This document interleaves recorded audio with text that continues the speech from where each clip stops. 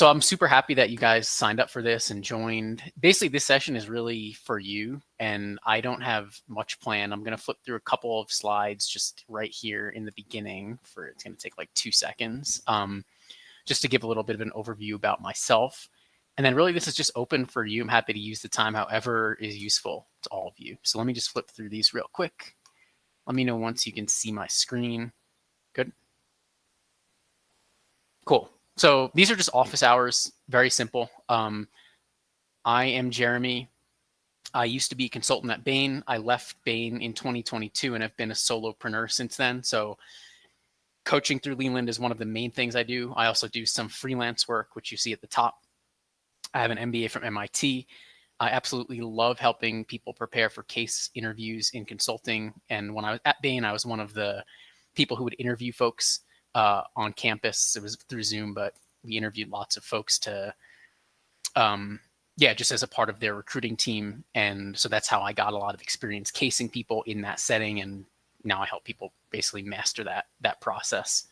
So this Q&A is really for anything and everything, and I'll do my best to answer what I can. And if I can't, I'll find someone who can, but I should have answers to most of the questions you throw at me. Just a caveat, most of my knowledge comes from my experience at Bain. I have colleagues and friends that were at other MBBs and other consulting firms, so I can speak to those with a little bit less expertise, but still have a fair amount of things that cross over. I do lots of one-on-one through Leland, and if you're interested in any of that, feel free to visit my profile. You can get 25 off a session or 25% off with this code, Jeremy Sharf 25. And feel free to just message me through there if anything comes up. So that's the quick intro. I am here for you all. So let's use this time as best we can. I don't know if there's a raise hand function on the Leland chat or the Leland thing. Looks like there is. So let's use that function, and I'll just ask you to jump in and we'll just go one after the other. So what's up, Noah? I think one of my biggest struggles with preparing for recruiting is getting a really good about me. So what would you say kind of characterizes a strong tell me about yourself quick blurb, and what really makes someone stand out when you were interviewing, saying, okay, this guy's awesome? Yeah, it's a good question. So let me caveat one thing before this. So basically with the Bain interview, there's not a lot of expectation or pressure or really any airtime given to behaviorals in the first round if you're an undergrad. That stuff starts to come later on.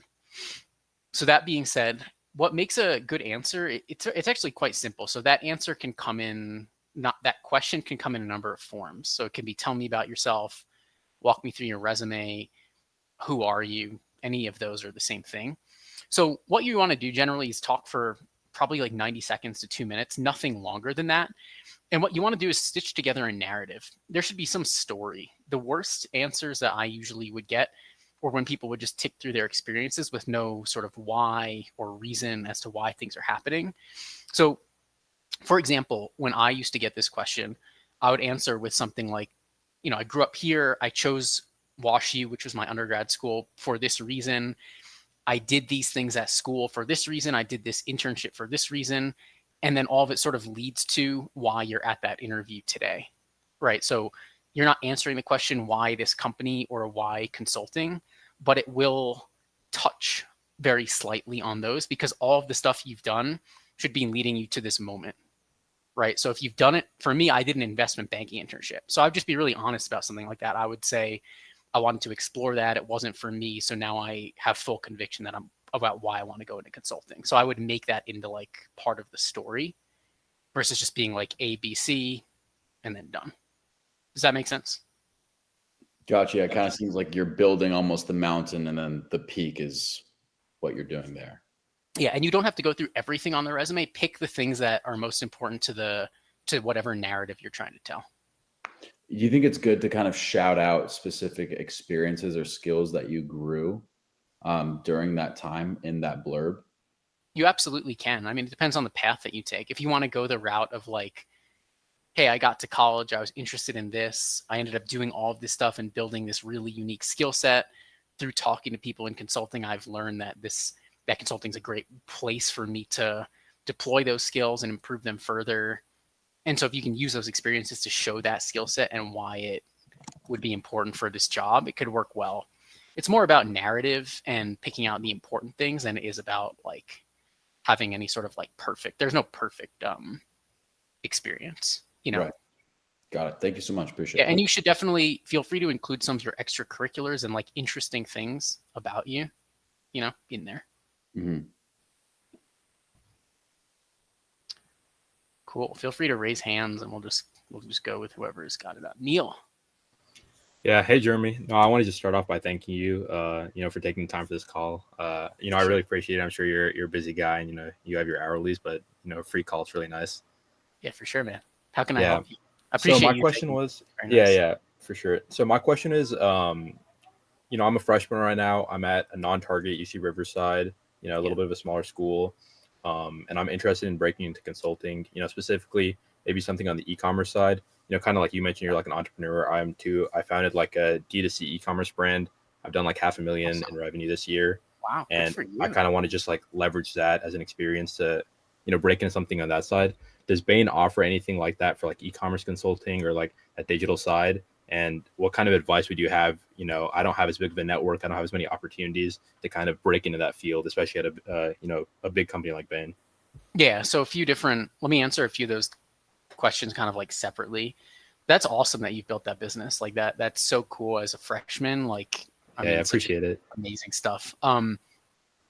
What I would say is when you're from a non-target school, it becomes way more important to network very strongly into the office that you want to go to.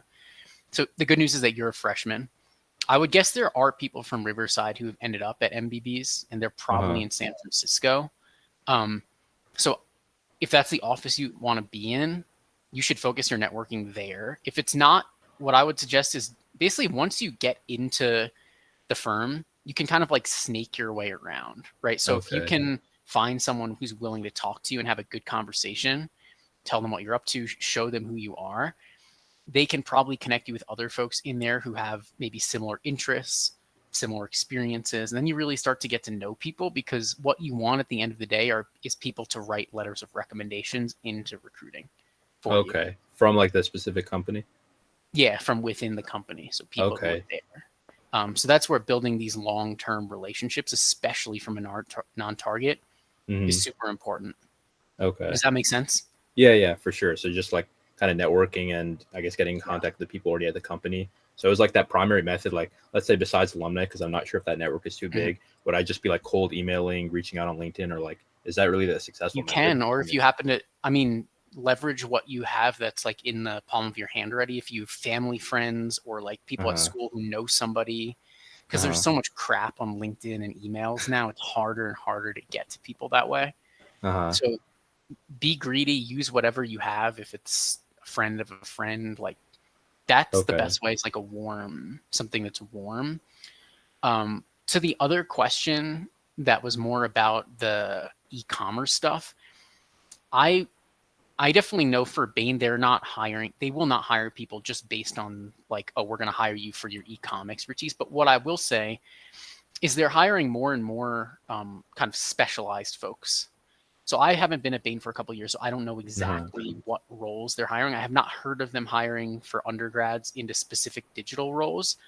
But I think if you have an interest in this stuff, it can lead to really good conversations with people there because there is a big digital practice area, and having people with niche knowledge is becoming more and more important. So flexing that for them is for sure Okay. like a plus. Yeah, yeah. Showing that like specialized like expertise or I guess interest. Yeah, for sure. Because they like when I was there, I mean, not that long ago in like 2016 when I started, everyone was a generalist, but now they're hiring lots of expert partners. And I'm Uh-huh. guessing that's trickling down as well, where they're going to need more experts like you at lower levels. Okay. Okay, for sure. Thank you, Yeah. Jeremy. Yeah. Reach out if you want help. Like I don't, I don't know how I can support exactly, but one of the things I'm happy to do is like introduce you if I can to people within Bain if you're looking to start like meeting people. So just message me. Okay, for sure. Thank you so Yeah, much. you got it. Jeremy, I actually have to run in the next couple of minutes, but wanted to Yeah. really say thank you for that and hopefully be in touch. I have a couple more questions if you don't mind being open down the road to. Yeah. Reach out over the chat or however you can on Leland, and we'll be in touch for sure. I appreciate you. Thank you so much. Yeah, appreciate you joining. Cool. Feel free to raise hand or jump in if anyone's got anything.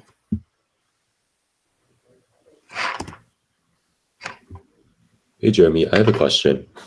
Yep. What's your So, name? my name's Omar. Great to meet you. Cool. I'm out right now, so I don't have my camera on. So, I just have a question of how the application process is like at Bain. So, if you turn in an application, it obviously goes through ATS first, and once it reaches a certain threshold, correct me if I'm wrong on this, once it reaches a certain threshold, then it's going to go to the application committee, and then you read the application, then you do like further confirmation. How does that work specifically? Yeah, it's a good question. Let me just make a note actually for myself right now. I want to talk to the recruiters there to find out how things are working now. When I was there, it was all manual. I think there's definitely a component now that is using a system. But there are people looking at your resume who are humans. As I said, the networking holds very high importance, and having people know who you are in the office that's going to read the application. But as long as you have a good resume, I wouldn't worry about it getting caught up in the system. That's usually just going to weed out like poorly written resumes. Got it. Thank you.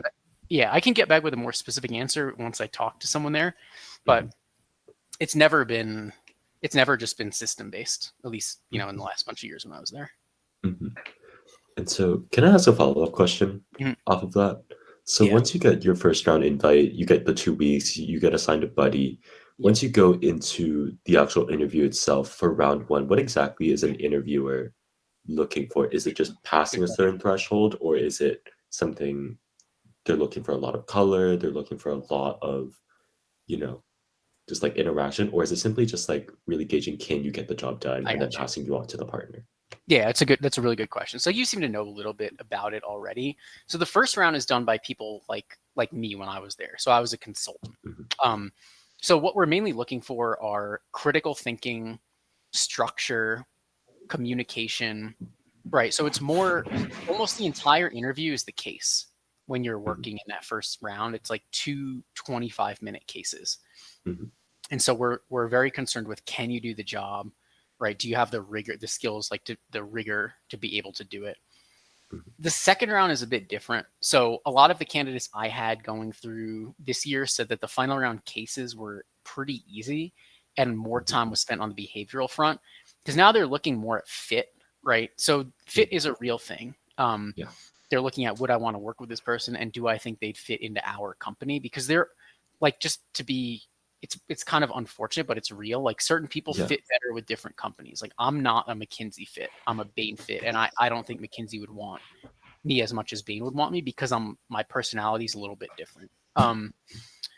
So that partner is looking more for you to show that they can put you in front of a client, which is a different set of skills than, can you do this job, right? So can you connect with them, build rapport, build trust, becomes way more important. Does that answer the question?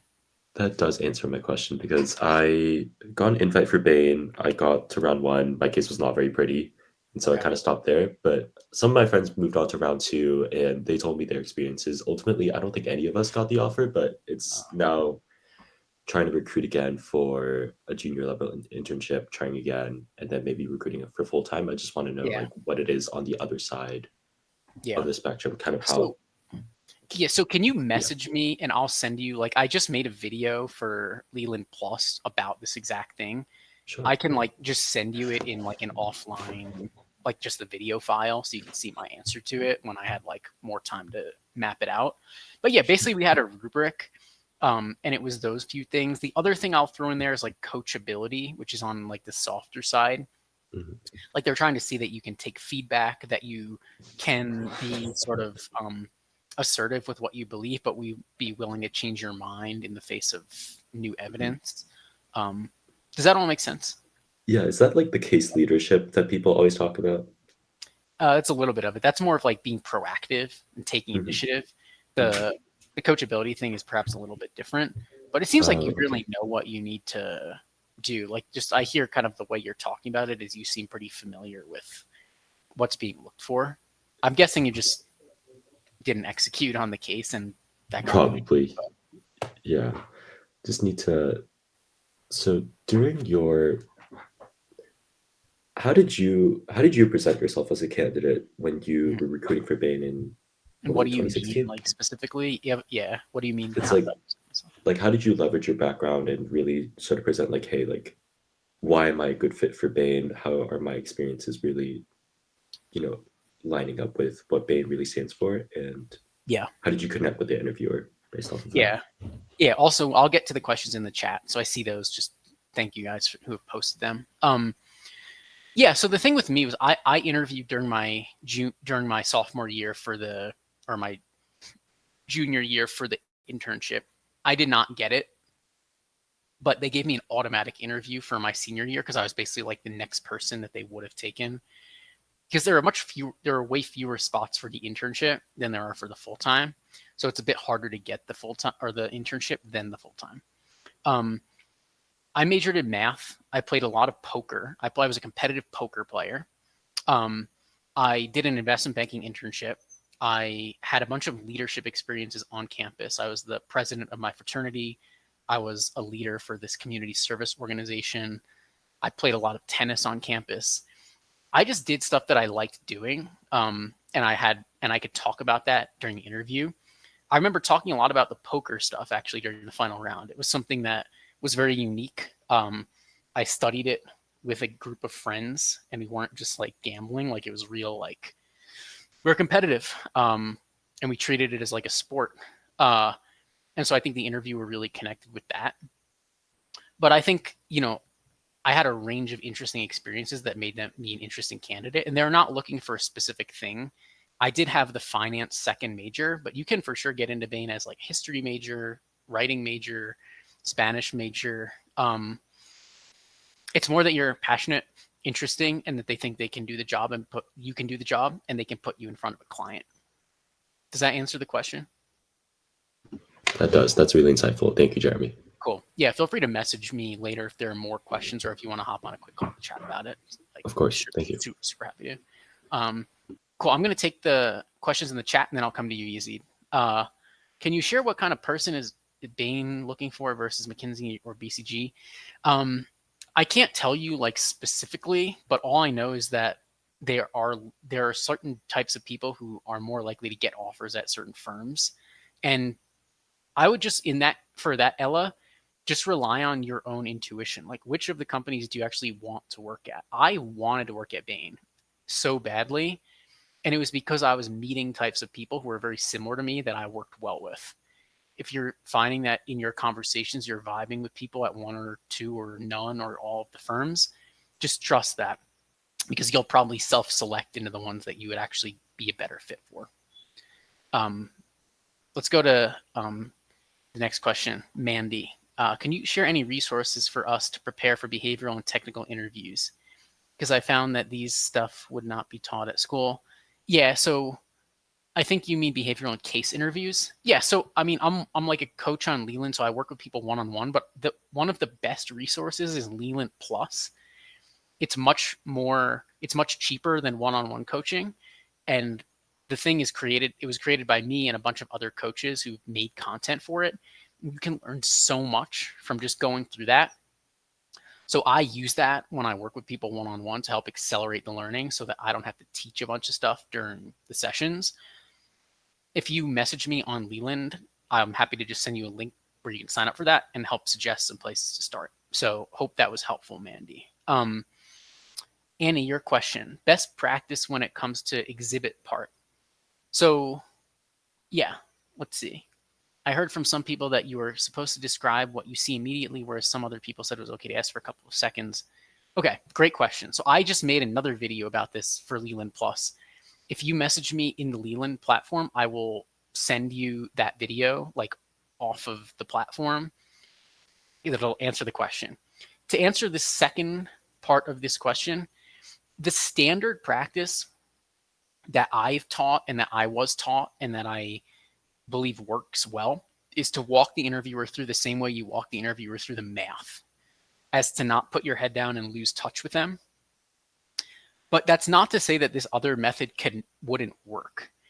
It's all about building a relationship with them and that they're trusting you. So if you said something like, okay, this looks like a complex exhibit, do you mind if I take like 20 seconds to just wrap my head around what's going on? I highly doubt that they would immediately like disqualify you. I think the better scenario would be to say, okay, this is what I'm seeing. I see this is a chart showing revenue. We have years on this axis, revenue on the other axis. What I'm seeing is these, whatever. But there's never a black and white answer. So for sure, if you're super flustered or if it's a super complex exhibit or something, you can definitely take a few seconds and then come back. Hopefully that makes sense. Yazid, what's up? Oh, I can't quite hear you.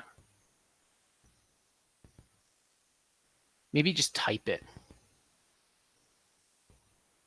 If anyone wants to jump in. Okay, we've got a question in the chat. Don, can you share some insights about administration role at Bain? What do you mean? Can you specify that a little bit more, Don?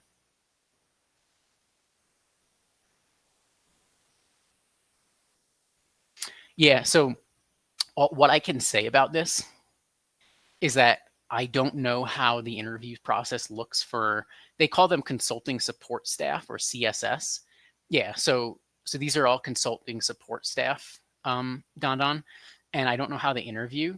What I can say is that there's been a lot of, since I started at Bain and since I've left, a huge growth in these internal roles or consulting support staff roles that are open and available and not client facing. So you can feel free to message me. I can try to put you in touch with someone who can answer this better than I can.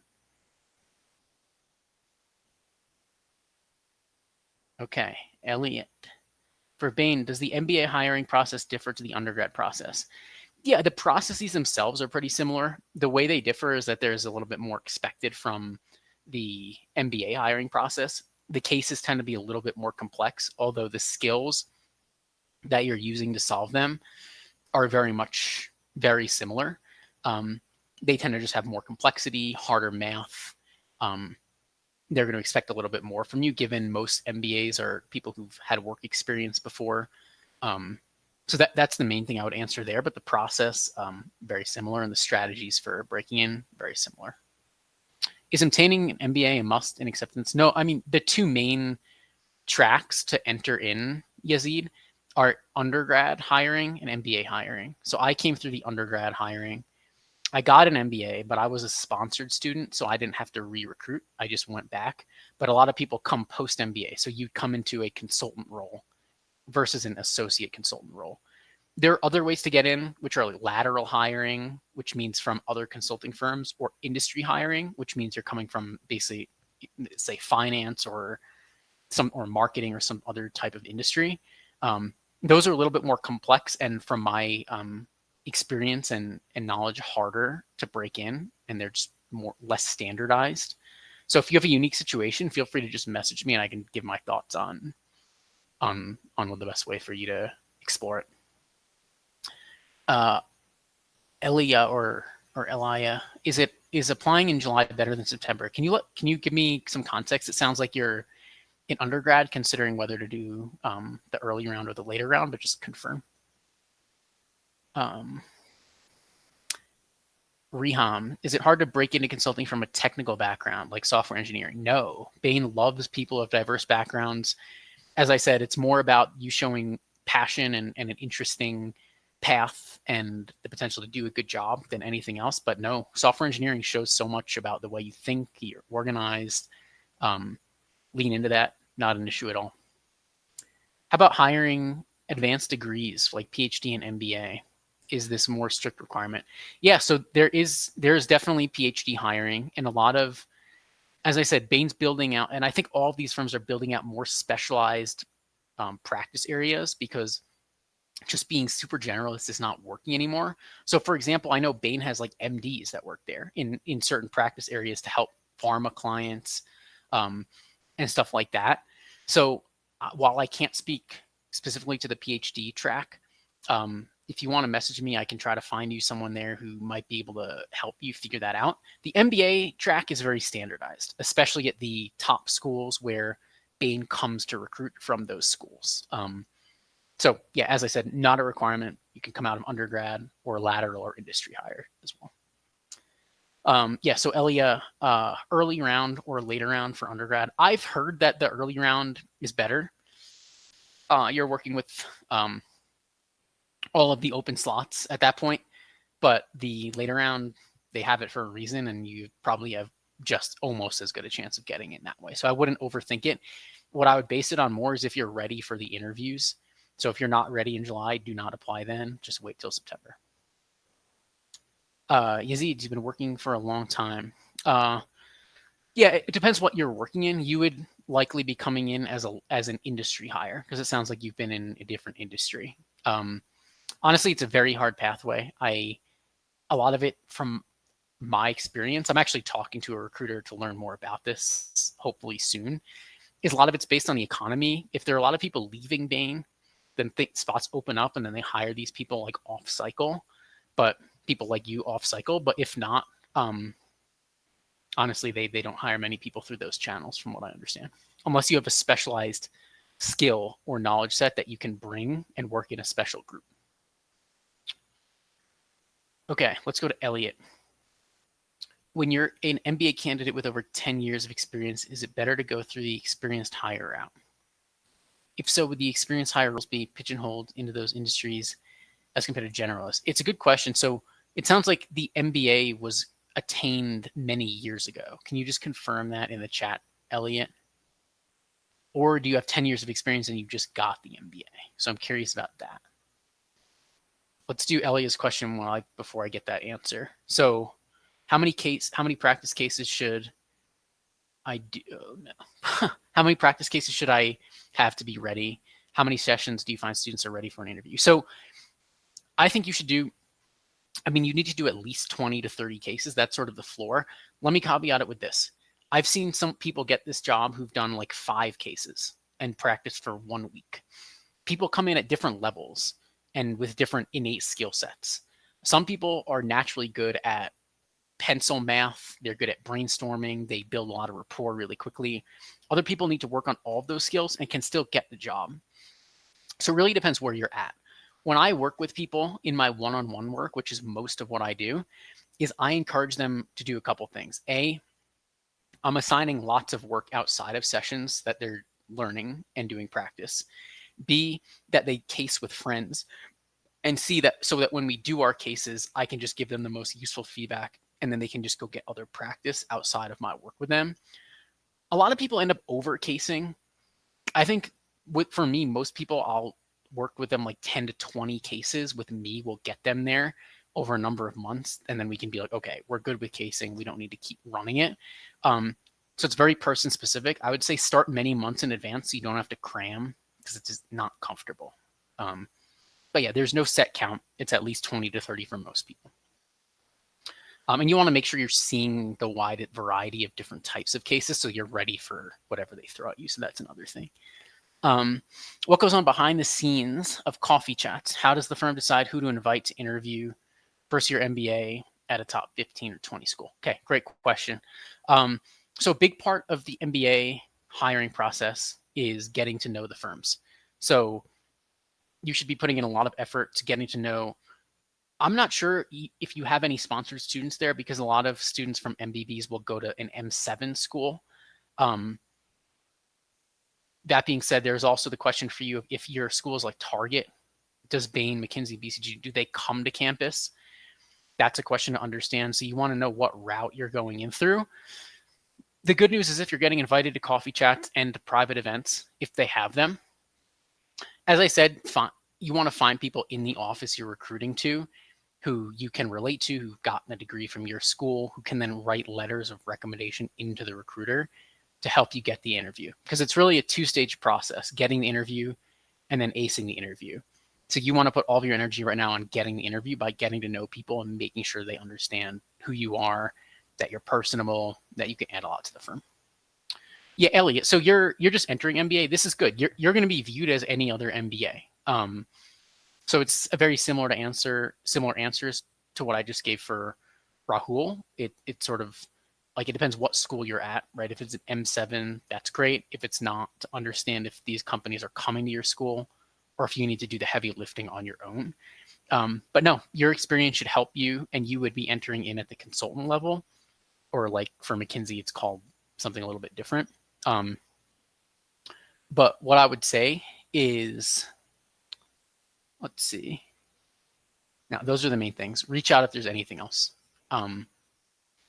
Yeah, I think you should be able to message me on the Leland platform, which is where they would definitely prefer you message me, but I'm going to put my email in case you can't find that. So I just threw my email in the chat for Anna, who asked. Elia, if you're applying in July, when should you start coaching and casing? Yeah, I've worked with people, usually it's between 3 and 6 months.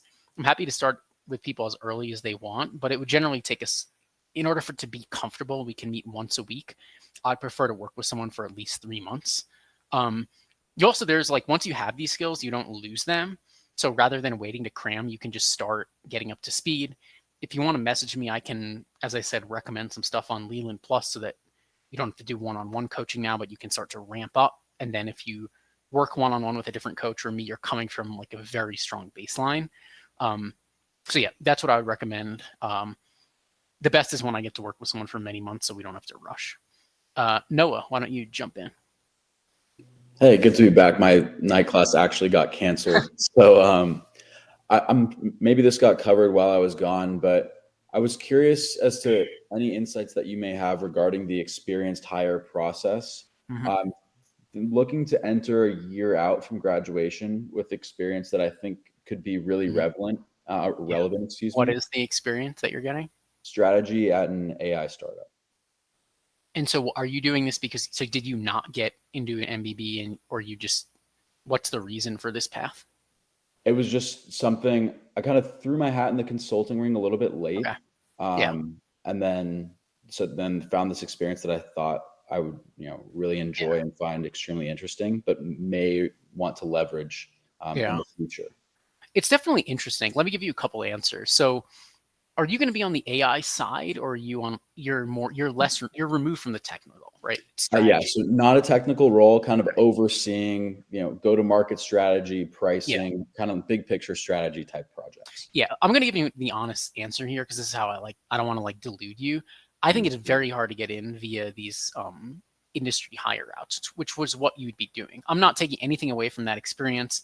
It's probably incredible and beyond impressive.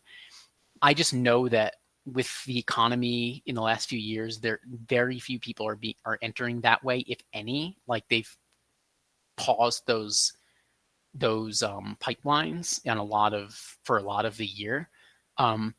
Your best route, if you're super set on that path, is the MBA and then going in from there, or waiting a few more years. So my honest advice in this situation would be to just full steam it ahead, with what you're doing, and maybe wing an application over there. But a lot of it's out of your control. They might not even be hiring people in that route. The good news is that you have something cool that you're jumping into. Yeah, no, totally. And is that route something that's usually more available in better economic conditions and it's been closed off lately? So I'm literally trying to, it's funny that you asked, because a lot of people come to me asking this.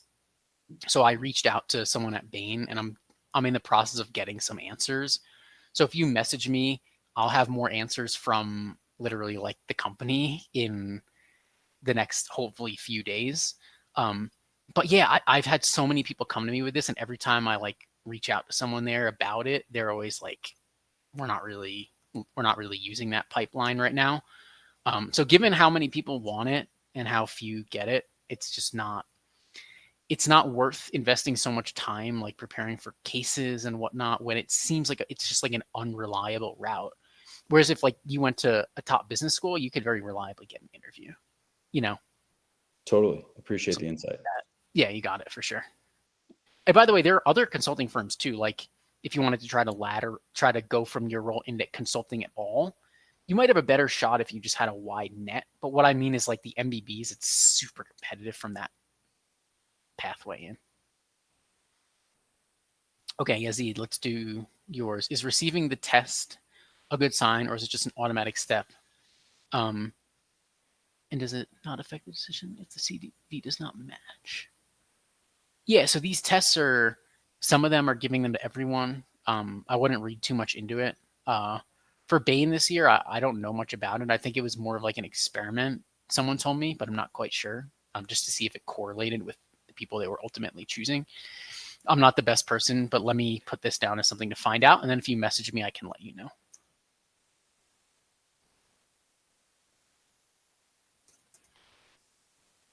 Okay, we'll top to the next question. So, how to define experienced hire? I am continually doing my bachelor, master, and PhD in this 10 years. At the same time, I'm working all along the way. Yeah, so Dan, then this is a very interesting question. Like some situations are just very unique. It sounds like you're in like a path where you're going to be like going bachelor, master's, PhD, all continuously. I would need a little bit more specifics to answer this question. Honestly, the best thing for you to do would be to reach out to someone at Bain. It depends what school you're at. If Bain is coming to your school or not is always very important, because that's what determines if you're a target school or non-target school. Why don't you message me privately, because this is a very like specific personal question that's probably like less beneficial for the group. Okay, Annie, wondering, how does referral work? Does my contact need to reach out to HR directly to recommend me? Yeah, so you will need to apply online. The referral should be going through the back channel and talking to recruiting. They should be writing a letter. They should be inputting you into the system. I heard maybe they like stopped. There were like at one point there was like bonuses they were giving if people referred folks. That system of referral is not the important thing. While it does matter, the important thing is that you're getting people are getting to know you, and then they're writing into not only the recruiters but the partners who are in charge of the recruiting efforts at your school or through your channel. That's the most important thing. Neil, what's up? Yeah, thank you again, Jeremy. Yeah. So this question came to me. So, I know you talked a lot about how you applied like your junior year for like your undergrad, your senior year, and there's already that like established pipeline of undergrad students and MBA students through like official Bain postings. Is there any like opportunities that are like, maybe not posted or like not official, but like let's say you reach out to someone at Bain, they like you, you have a skill set. Are there positions created like that, or maybe not as official programs, but just like you work alongside like a partner, or you just shadow someone, learn from them? Do those exist at all or no? Yeah, you mean like what you could do like this summer, something like that? Yeah, I mean, that's pretty much what I was asking. Yeah, I mean, the problem with like these big companies is that they're very like bureaucratic. So the short answer is like no. There is something that they used to have at least called the Bell program. That was it was like a diversity initiative that I don't know if it's still going or if you would who falls into it. I don't know much about it. What I mean is that's the only way I knew to work in before the junior year internship. Because that's a sophomore year thing. The most important thing right now is relationships. Like if you can start to meet people, they might be like, wow, this guy has an incredible skill set and can really vouch for you. Okay. And could I ask a follow-up? Yeah. So you had mentioned that before you started at Bain, you had like an investment banking role, I guess, earlier on. How did that kind of help your experience, and like how did you land those roles earlier on? Yeah, I mean, the investment banking role was my junior year internship. So that was like my backup because I didn't get the Bain internship. It's pretty good backup. Yeah, I mean, I was at like a pretty good undergrad school, and I wasn't like a giant bank; it was like a boutique. But basically, I realized that I hated it, and I didn't want to go into finance. Okay, yeah. All right, thank you. Yeah, if there are any other questions, just message me, man. Really good questions, and a pleasure to have you here. Okay, for sure. Thank you. Elliot, so INSEAD MBA is a huge MBB pipeline, Europe and Asia. They do campus hiring. How often do international MBAs get access to the MBB in the US? So I'm guessing you're at INSEAD. The answer is I have no clue. Message me and I can try to find somebody who can help answer that question, but I do not know much about the international pipelines and how all of that works. So super sorry. Just message me and I can try to find an answer. How does the culture in IB differ from Bain? It's way different. Both are definitely intense. Like if you had to put it on a scale of like a super intense job to like chill job, investment banking is like the end axis this way, and consulting is like the 75th percentile. They both expect a lot. The pressure's high. The hours, they vary a lot. Whereas in investment banking, it's like pretty much always like 75 to like 100 hours a week or something. I didn't work a single week that was past like 75 hours my whole time at Bain. I think I worked most weeks like 50. There were certain weeks where it was more. There were a couple nights where I stayed up to like 3 a.m., but that was not the norm. In certain groups with certain managers, you can get really grinded down by working till like midnight every night. But again, this is the kind of thing where it depends on the project, and the culture at Bain also differs less. It differs in other ways too. Like the mentorship is amazing. People really care about your growth. Like I was in offices with partners who I was working with on cases, and they were like really investing in my personal and professional development. They gave a crap about how I felt. Whereas in IB, that people don't generally. They're not, not saying they're bad people, but it's that culture is less like doesn't give as much value to your experience. So yeah, Bain, they want you to stay. Like they want you to have a good experience, and they want you to be a Bainey forever and not leave like hating it. So yeah, that's what I'll say. Anna, okay, how do you recommend crafting behaviorals? What's the right mix between professionalism but also not as often cooking? Yeah, this is a great question. Also, what role does storytelling play? Great question. Yeah, I think there is with these a possibility of over preparing and becoming super like robotic on this stuff. You want to build rapport, you want to have humor, you want to be light, but you also want to show them the things about you that really matter. So the whole point of behavioral stuff is that you get a chance to show them some qualities about yourself through the stories, right? So they don't learn about you through you saying like, I work hard, but they will learn a lot about you through a story that shows that you went above and beyond. So it's very important to have a bunch of stories crafted and picked out that will show certain things about you. So that's the main point there. Let me know if there are any follow-ups, Anna. That's an excellent question. Let's talk about your question, Rahul. So similar to the IB versus consulting thing, can you talk about culture at MBV versus Big Four? Great question. Seems like McKinsey most intense. Yeah, I agree. There's something a little bit. This is what I was kind of saying. Like I think McKinsey is they perhaps give a little bit less of a crap about your personal well-being. I felt like Bain was a place that had like mostly like really good people who really cared about me. Again, I don't know the other firms. I know some friends who've worked there, and I know what those friends are like, and they're friends. So I of course know them well, and I think there is just a little bit of a difference. People might be a little bit more intense. People might be a little bit. There's this sort of like reputation that people care more about prestige at those firms. I don't even know what that really means. As I said, the best thing would just be to talk to a bunch of people and see which of the people you want to actually like spend time with. I don't know much about the Big Four. The thing is that those Big Four firms are like their specialty is not management consulting. Like that, those four firms, like their main thing is like audits. They're the Big Four accounting firms. They do have consulting arms generally. I just don't know as much about them. I believe it's just less strategic work and probably a lot more like implementation type work. Because most of the strategy work goes to the MBBs. Is it true that Bain is best in healthcare among industry coverages? Yeah, this is a question I don't know a ton about. A lot of it, so Bain is by far the market leader in private equity, so that's like their huge thing. I think they do well in healthcare and software. I'm not 100% sure, but how they're winning in terms of industry, I'm sorry, Adam, I'm not totally sure about. It's very regional. Like in Texas, when I was in Texas, obviously there's a lot of oil and gas work. So I don't know how the three are competing in terms of that industry down there. And that's similar with every city, right? New York is very financial. Boston's very healthcare focused. SF, of course, is very technology focused. So yeah, it's very office specific. Cool. Other stuff, feel free to post in the chat or just speak out. Got 15 minutes or so here. Thank you all again for being here. These are awesome questions.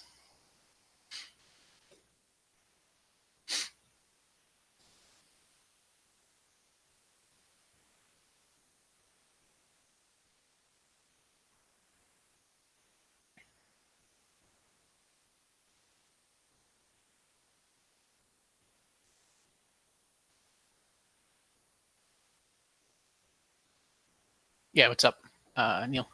Yeah. So, what like exit opportunities did you see your colleagues or other people in Bain kind of going to, and what was your like impetus, I guess, for leaving Bain?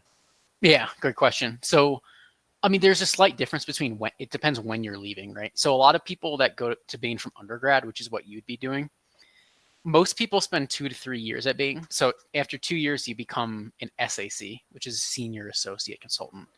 Then, after your third, you would go from SAC to consultant, but not that's a harder that's like a promotion point. Whereas the AC to SAC, it's like almost everyone gets that promotion. This one, it's less cut and dry. So a lot of people go to get their MBA at that time and then often come back. So that's what I did. So the exits that people will go to, you'll have some people who are very set on private equity from the get-go.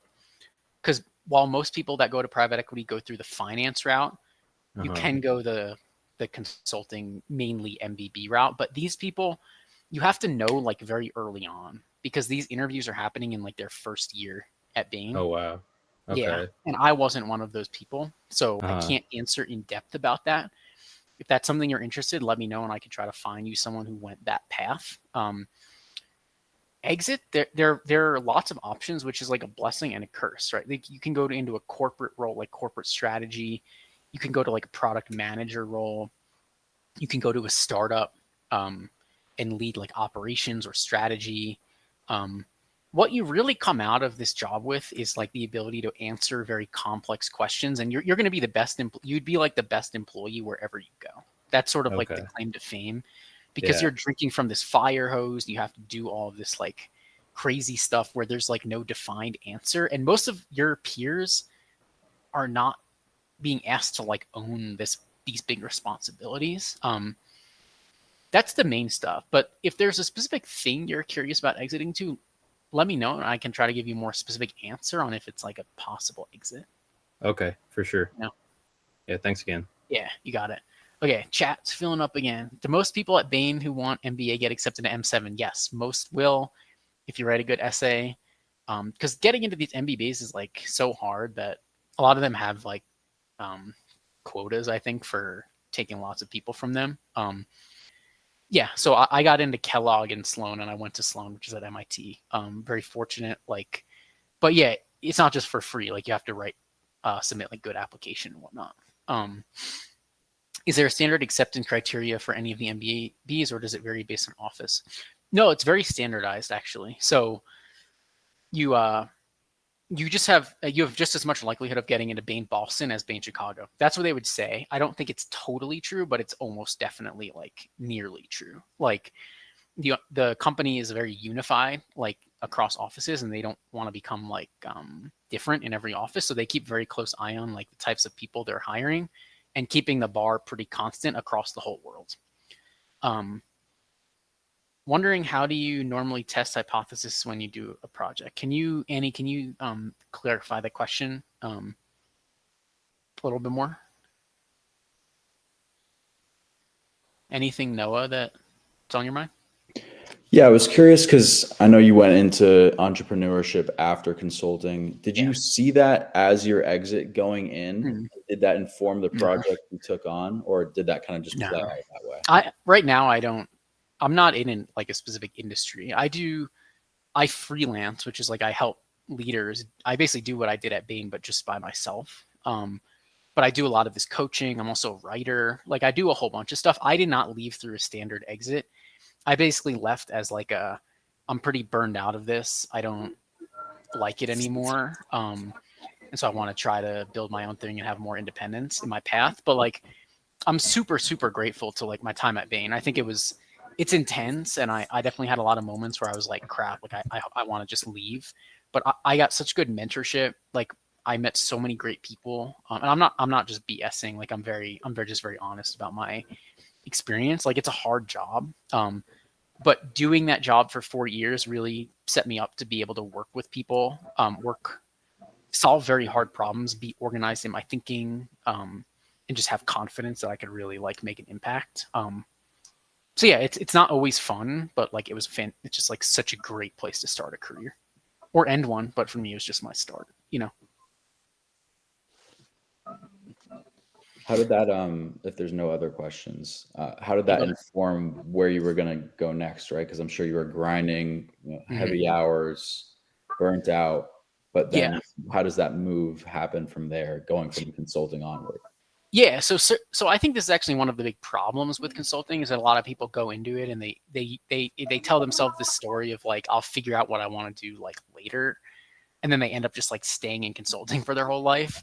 And like there's nothing wrong with that, but I definitely knew personally like a few partners who harbored like a ton of regret. Like you could tell that they were like, they would be like, I should have worked in sports, but I just never, like the money was too good and I never had the courage to leave because the money keeps getting better. And yeah, you sort of become like this generalist where like you become a very good consultant, but then you sort of start losing touch with like what you actually want to do because you're so busy and you're just doing these projects. What I would say is I also know people like become partners at Bain and then they leave and go to industry. So it's never too late. Like one of my closest mentors, he became a partner and then he went to be like a VP at a cybersecurity company. And now he's an entrepreneur. So like people make partner like super young. I mean, you could become like a 37 or 38-year-old partner and then leave when you're like 40 years old and like go do something super cool, start your own business. The options are endless, but the main thing I would say is like, yes, it can become sort of like an issue where people end up just being like, I have no clue what I want to do. And then they just like stay doing a thing that they like are very lukewarm on. And then they just have no clue what they want to actually like spend their time on. You know, so for me, I left because I was like, I want to try to build my own business and have more independence and like freedom for my time. That makes total sense. Yeah. Thank Most you. people, that's not their route. But again, I feel equipped from the skills I had to be able to do that, which is really cool. Totally. Okay, Annie, so you generate hypothesis, test hypothesis. What are some ways? Yeah, I mean, I want to spend less time in this meeting about like project work itself, but feel free to message me. I just want to make sure that we talk mostly about interviews because that's like the main thing I wanted to spend time on. But I'll come back at the end if there's nothing else, Annie. Anyone else want to jump in? We've got like 5 minutes. And as I said, feel free to message me. You can use this code if you want to book a session, or you can just send me questions. I'm not very like, I'm super happy to answer stuff and do whatever I can to help you if you just want to message back and forth. All right, Omar, during a case, is it okay to take 15 to 30 seconds? Yes, absolutely. You can definitely take time. My general rule is try not to do this more than once or twice in a single interview because it can start to, if you do it too much, it can start to seem like you're not thinking on your feet all that well. Or maybe you're like very, very nervous or something, which is not bad, but you want to show them that you're able to generate answers without always going into the brainstorming mode. But for sure, you're allowed to. And my approach with case interviews is to be as honest as you need to be. So if you get a question that really flusters you and you have no clue what the answer is, don't pretend that you like have the answer. Just say, hey, can I have 20 seconds to think about that? Yeah. Other questions? Does Leland Plus give an introduction and solid foundation? Yes, it's very good. Elia, feel free to message me and I can point you there. Yeah, it builds from the ground up. Like it's got all sorts of good stuff. Like what is a case? It has example cases. It has like market sizing, frameworking. And one of my colleagues I trust him tons and he's a great coach. A lot of his stuff is on there and I just have more stuff coming in to it now. So yeah, it's really good. It's a good foundation. Even if you didn't work with anyone one-on-one, you can get so much from that course.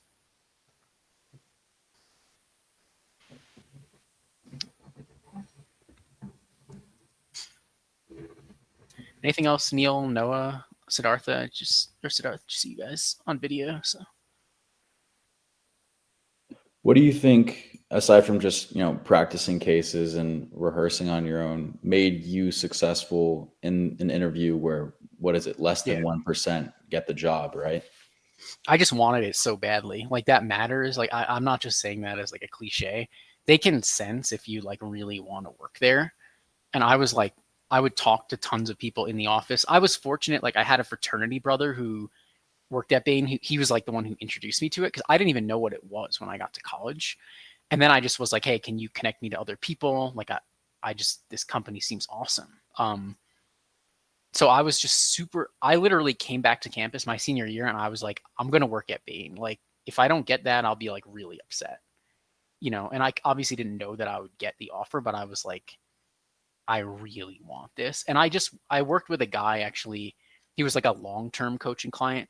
A lot of people work with me like right before the interview, but some people come like very early. So this dude worked with me for like 6 months and he was like so enthusiastic. He was like, I was like, just tell them this during the interview. Like just show them that like this is like the one place you want to work. It counts for a lot. And then of course I had all of the like usual stuff, like a good GPA. I had like a bunch of relevant experiences that I could talk about. That's sort of it, man. It's not like so complicated, you know? Yeah. Just drive and that palpable motivation, right? And I mean, of course, like I had done like a ton of case practice and was in like a good place with that. So yeah. Totally. Elia, what's considered a good GPA? Yeah. When I was there, the bar was like a 3.5, but it depends on the school. Higher the better. Below a 3.5, it's harder to get the interview. If it is below that and you have some sort of circumstance that led to it, for sure be in communication with the recruiting team about what's going on there, so they don't like knock it out just without knowing context. Cool. Anything else? Yeah, I'm super happy that everyone showed up and then we filled a whole hour. These are great questions. I also typed the wrong code in the chat. It's Jeremy Sharf 25 for the discount.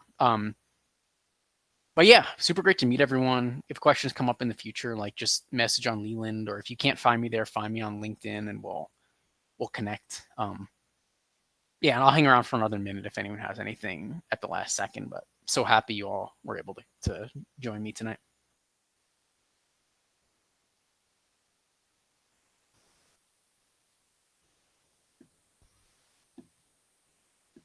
Anything else, Noah? Feeling good? Yeah, I'm feeling good. I appreciate you giving that clarification about the experienced hire thing. I only actually interviewed and applied at BCG this last recruiting cycle.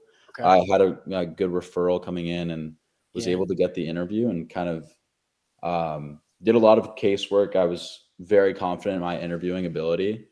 And then unfortunately, because I felt like the interview and the Casey, like the game, went super well, but my office, because I went to University of Miami, got flagged, or they weren't hiring. At that what office time. were you? Atlanta?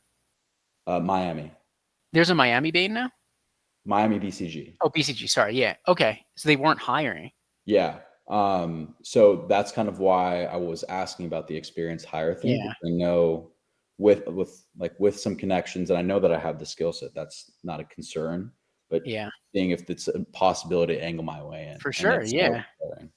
That's where like having these connections and like referrals and people who know you, it's so helpful. So yeah, for sure. If you know someone in that office, go for it. Like, just be like, I tried last cycle. They know, you know who I am. Like, can you help me try to like get an interview the next cycle? People like when they know someone personally will like really vouch for them. So yeah, go for it. That's why I'm just like applying to a random Bain office or McKinsey office though. You probably like wouldn't. It's just there are like hundreds of people. Even undergrad, I feel like that doesn't really pan out most of the time, right? It can if you're at a target. Mostly if you're at a target school, you know, you can get by not doing any of the work. But if it's a unique situation, it comes down to like, is someone willing to vouch for you at the company? You think that's a possibility though? Yeah, absolutely. If you know someone there who can like push for you to get a chance, yeah, for sure. And then once you get the interview, you're just in the same level playing field as everyone else. 100%. I appreciate that. Yeah, for sure. Cool, everyone. Well, feel free to message me if other things come up. It was awesome. Thank you, Neil, for your participation. Really appreciated. Yeah. No, I was just gonna let you know, like, thank you so much. You know, I'm sure you're busy and you answered a lot of questions today, but I really appreciate this. I haven't had like many opportunities like this to like hear from someone in industry and kind of, know what it looks like. So, I might reach out to you in the future too with a message, and I shot you a little LinkedIn follow too. So I appreciate it all. Sounds good. Yeah, and for sure, dude, because I know it's harder from non-targets, and you seem like very passionate and whatnot. I'd be super happy to connect to you if there's anyone that you might connect with that I know. So okay, for sure. Thank you. Alrighty, take care, everyone. Thank you so much, Jeremy. I appreciate it. Got it. Bye.